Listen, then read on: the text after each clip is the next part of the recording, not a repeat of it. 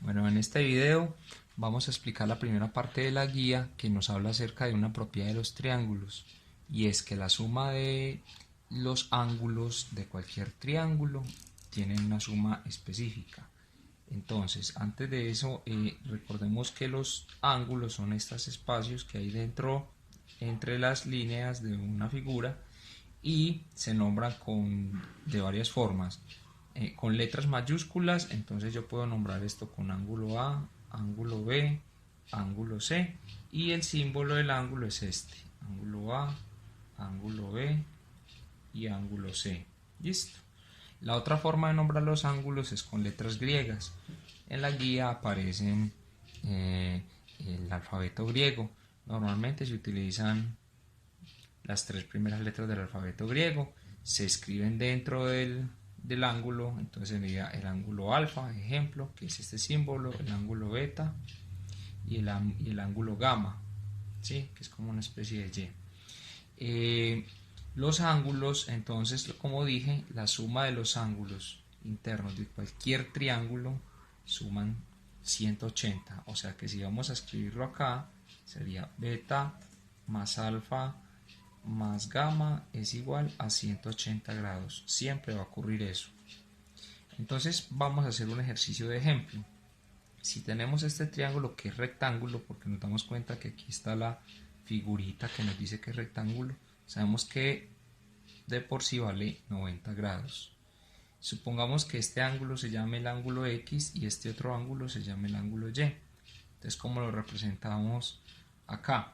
Lo representaríamos así: ángulo X más el ángulo Y más 90 grados es igual a 180 grados, ¿sí? Eso está en grados.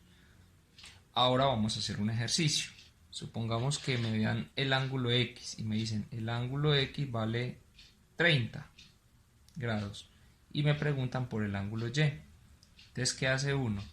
Llega y reemplaza X vale 30 más el Y, que no lo conozco, más 90, que sí lo conozco, es igual a 180 grados. Y ya sumamos los dos valores: 90 más 30, 120 grados, más Y igual a 180 grados. Entonces simplemente es mirar qué le falta a 120 para llegar a 180. O despejamos la Y. Y es igual a 180 grados. 120 está sumando, pasa al otro lado a restar. Entonces quedaría 180 menos 120 es igual a 60 grados. Por lo tanto, Y es igual a 60 grados. ¿Listo? ¿Todo esto es necesario hacerlo? No, es una forma de expresarse matemáticamente. ¿Cuál es la forma más lógica, más sencilla de hacer? Ya se las voy a explicar. Entonces, esta es una manera de hacerse matemáticamente, despejando la letra, ¿cierto?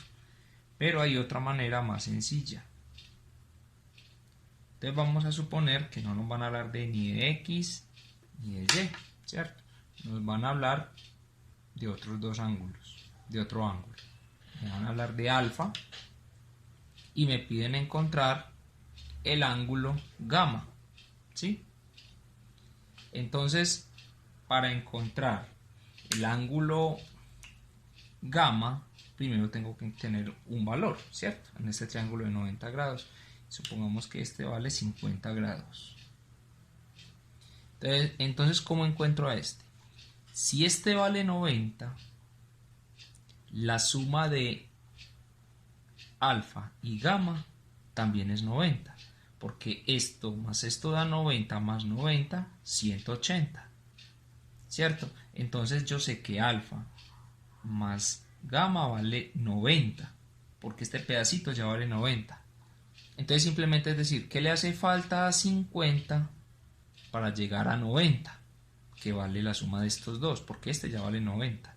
Entonces estos dos suman también 90.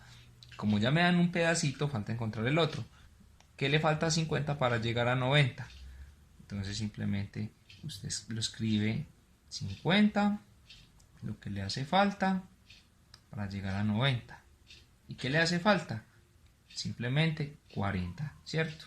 Entonces gamma es igual a 40 grados. Y miren que así se soluciona más rápido. Pero nada más esto se utiliza cuando el ángulo es de 90. Ya cuando los ángulos son diferentes, ya sí hay que hacer el procedimiento normal.